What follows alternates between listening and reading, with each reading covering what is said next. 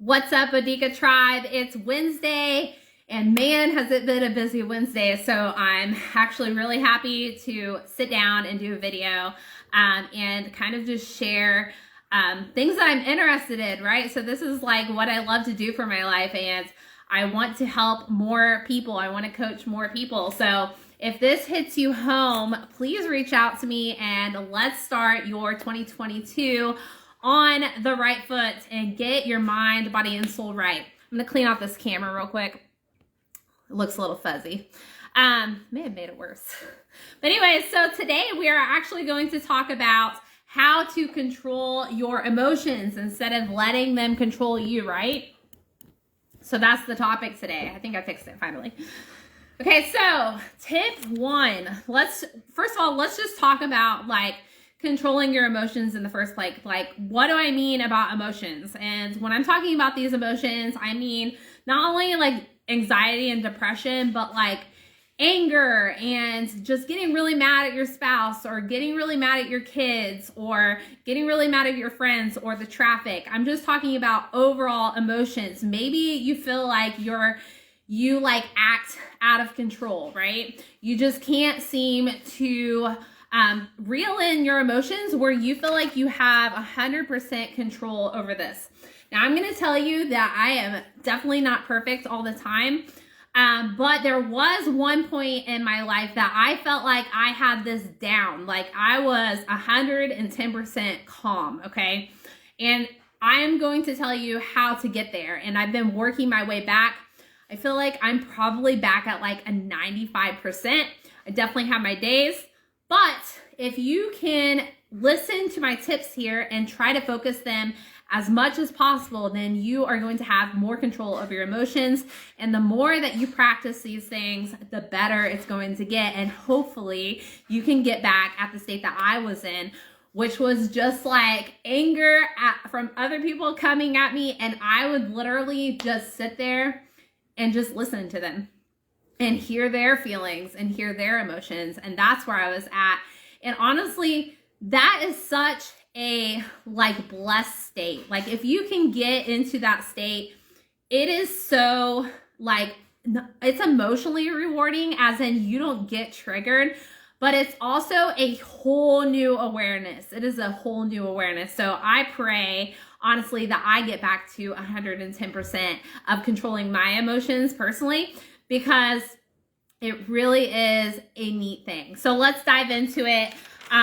First things first is you have to have mindful awareness. Like your mindset has to be fully aware. And not only do I teach this with the mindset, but also with your soul connection, and also with your body when it comes to nutrition and fitness. Your mindset awareness is the number one key. And this is why I teach mindset. This is why I do mindset coaching. So mindful awareness, what do I mean by that? I mean that you are going through every single day in the present moment. You have constant awareness around you. You have constant awareness of everything you are doing. You're not living on autopilot. So we want to actually activate the frontal cortex, our thinking part of the brain, instead of just our subconscious where we're on autopilot. We really want to activate that frontal cortex.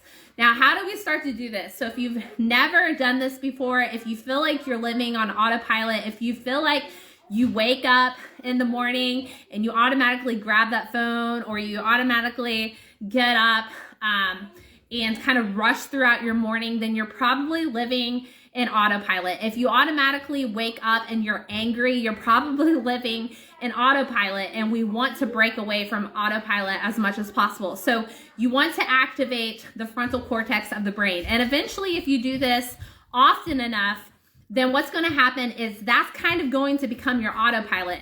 Now you can get restuck into an autopilot of kind of being aware, but then also being so aware that you're living in an autopilot again. And that is another way that if you are aware enough, you will actually know that you are kind of in an autopilot state and you need to reactivate that frontal cortex. But I know that that's just like a whole new realm, right? So we're not there yet.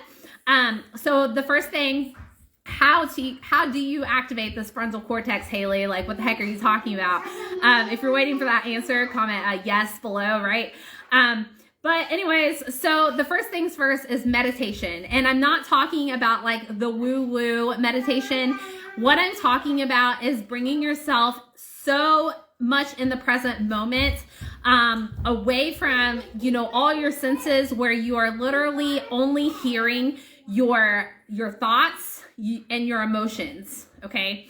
So you want to bring yourself into a state where you're hearing everything that's coming into your mind, especially as a woman, right? We think all the freaking time, right?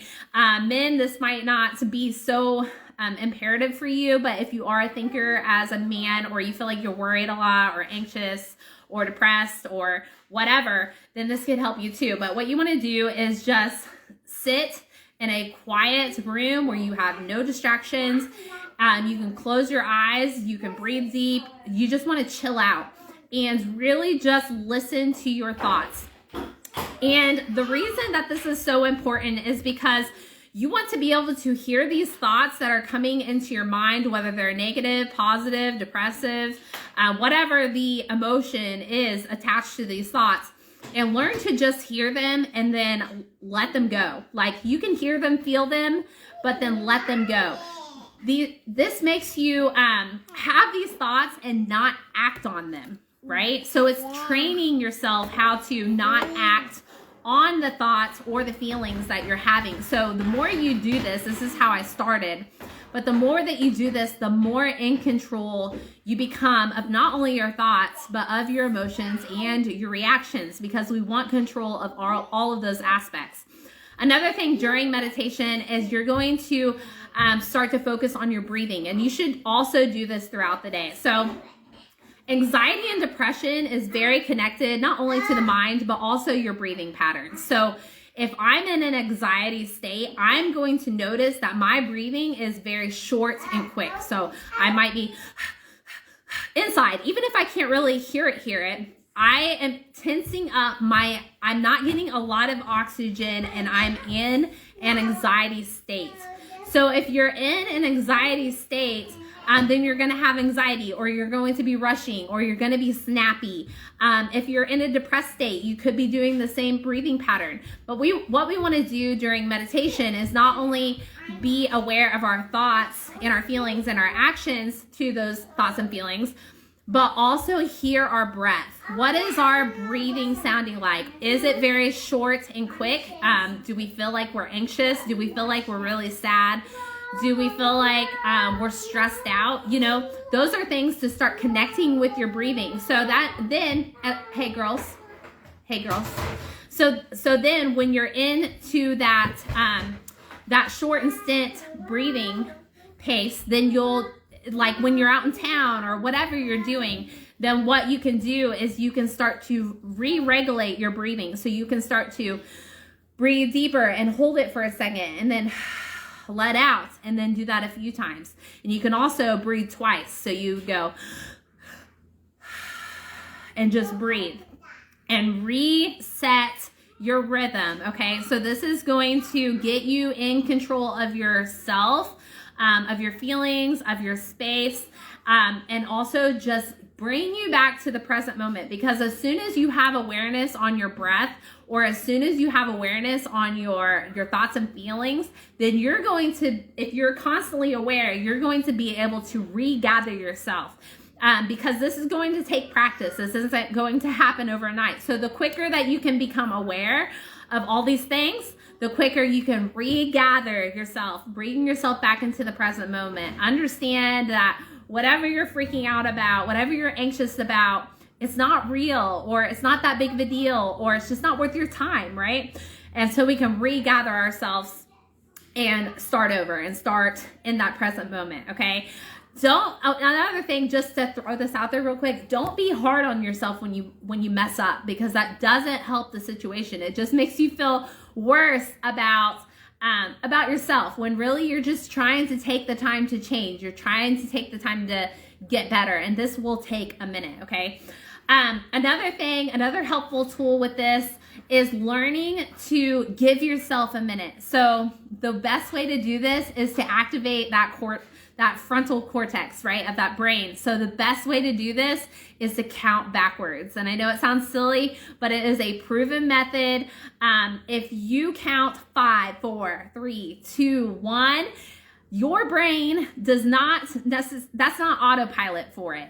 First of all, you're counting backwards and you've probably never done that before. So you're not in autopilot anymore at that moment. So if you can just remember, like start here, if you can just remember to say 5, 4, 3, 2, 1, when you're feeling an emotion, a feeling, if you're getting triggered, if you're about to have an argument, whatever it is, count backwards and give yourself those 5 seconds to chill and make a logical decision instead of acting on that emotion. Just bring the thinking part of the brain awake, awake that part of your brain. And that should be so much helpful. So the 5, 4, 3, 2, 1, you can actually use as well to make a decision, start an action, because this is a whole nother topic, but when it comes to actions in your life, the faster that you make a decision, the quicker it is for your body not to kill off that decision, because our body and our minds are made to protect us.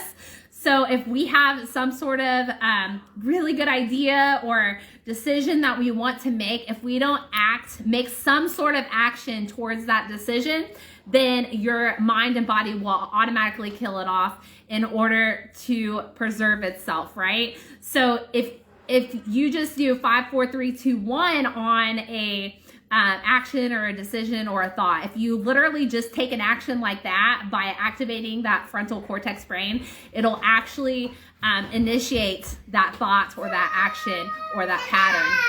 So keep that in mind too when you're doing these exercises. Ezra? Sorry, my kids decided they're going to play at the moment. Okay, so another thing is to recognize those triggers. So we've kind of talked about this during the meditation, right? But also what you want to do is you want to use these in your day-to-day conversations with people. So whether that's a person that really just gets on your nerves, or it's your kids, or it's your husband, or it's your friend, or whatever, it doesn't matter. You want to be able to recognize your triggers. So let's just say you're about to get into an argument. I don't know what this argument is about, but you're realizing that whatever this person just said, it triggered something in you, okay? It made you on fire inside and you're about to unleash, right? So you need to recognize what that trigger is, right? And maybe it's just feeling like unnoticed about what they said, or maybe it's a past experience. You don't need to like dwell in these things, but you do need to notice that there is a trigger. And the reason you need to know what this trigger is because you need to fully understand yourself and have boundaries with yourself in order to be able to recognize and then go through the process of breathing. Because when you have a trigger, I'm trying to figure out a better way to explain this, but when you have a trigger and you feel that intense fire inside, you need to know that whatever happened, whatever trigger just happened for you, it doesn't really matter, okay? Because we act on our feelings, right? We want to act on our feelings, but what we should be doing is acting on logic. So if you can understand what that trigger was and what that boundary was that was crossed for you, then you're going to better be able to handle it if it comes up again. So when you feel that emotion, you can breathe or count down from 5 or whatever and move on to the next thing. You need to go. Okay? Another thing with that is don't take the bait. So let's just say you're at a family event and someone's, picking on you about something or bringing up something that's a little sticky for you or whatever. Learn to not take the bait. Learn to not take the bait. So this just comes with that mindful awareness. You really got to be aware. But you don't have to take the bait ever. So I don't care what it is. If they're, okay, for me, maybe it's like, oh, you eat organic? Like, whatever, like whatever they want to say, that might be irritating for me. But I just don't take the bait. And the way that I do that is I just breathe and I just look at them like, okay, like I don't need to say anything. I don't need to entertain this trigger. Like, you have to get to a point of so much awareness and so much lack of care of really what people think about you to be like, yeah, okay, so I eat organic, you don't like it, or maybe you're jealous, or whatever it may be.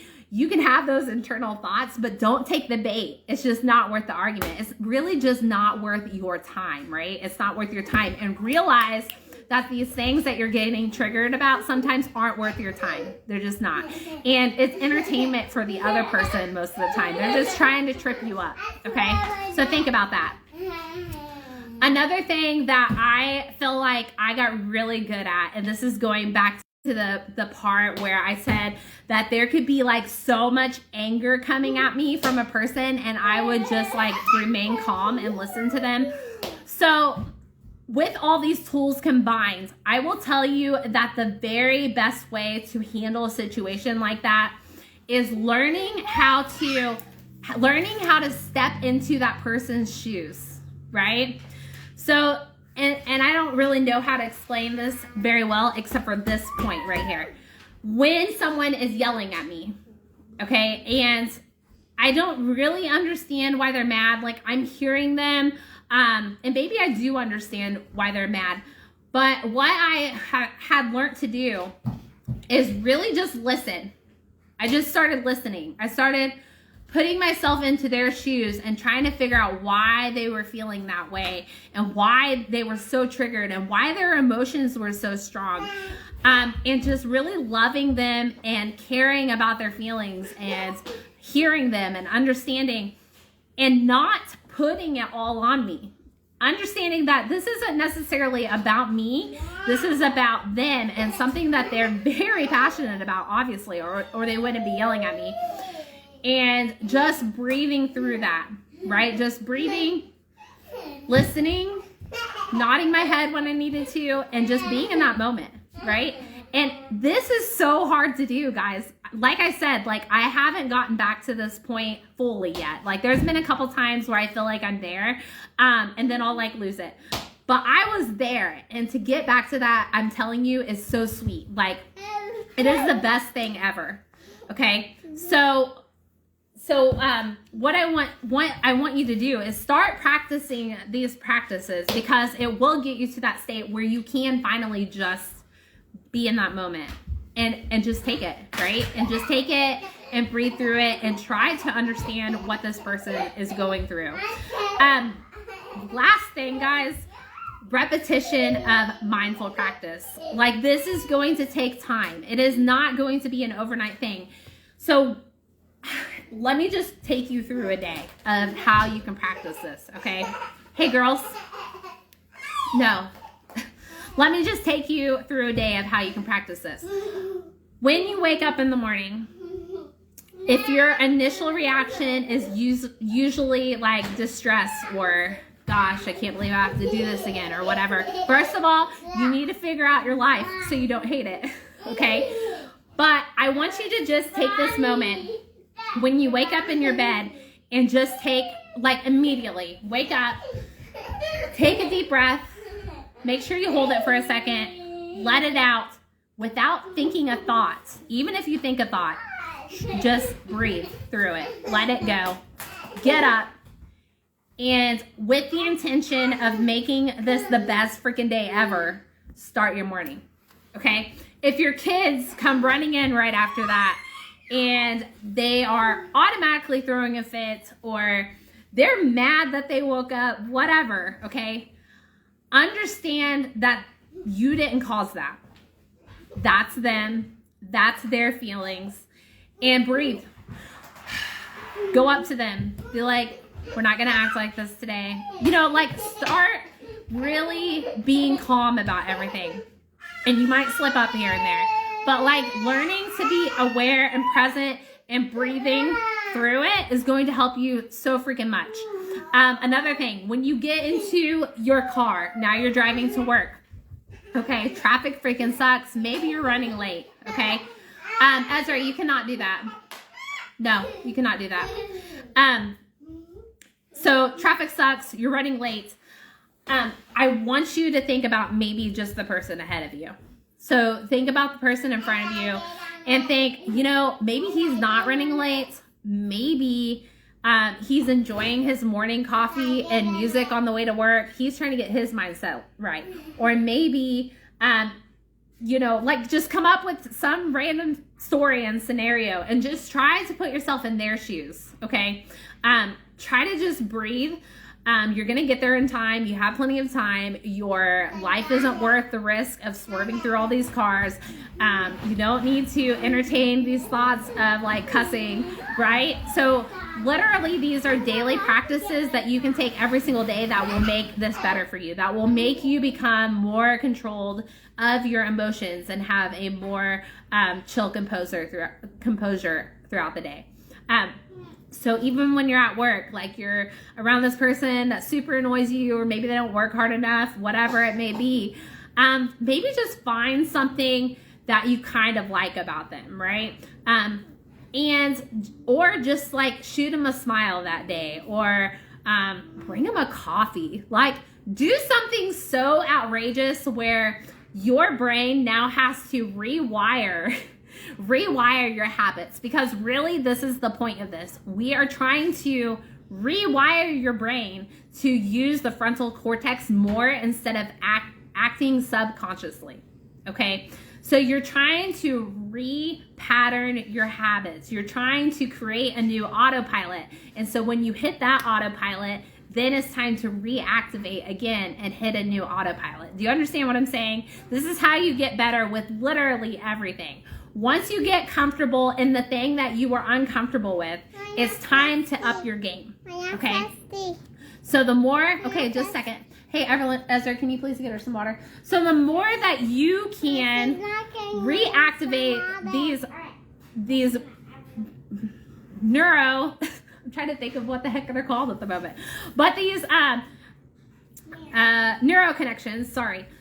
So the more that you can reconnect these neuro connections to create new habits, the closer that you're going to be to achieve whatever this goal is. It doesn't matter what it is. It can be weightlifting, traveling, getting a new career, job. You just have to keep growing. And so the best way to do it is to have full awareness. And the only way to have full awareness is, like I said in the beginning, is start working on your mindset. Start working on being in the present moment. Start working on thinking about literally everything that you're doing, every single action, every single thought. When you have negative thoughts, hear them, feel them, let them go. Do not act on them. Make a new action. When you hear a negative thought and you feel it for a second, and then smile. Get all excited. Jump up, scream, like reconnect those patterns, because you have to reconnect the habitual patterns in order for anything to change. So I hope that this was helpful for you. Obviously, I do this more in depth one-on-one. So if this is something that you really need help working on, we can come up with a plan. I can do, therapy calls. It would actually be coaching calls, but literally it's pretty much therapy. We just do it a lot quicker than therapy.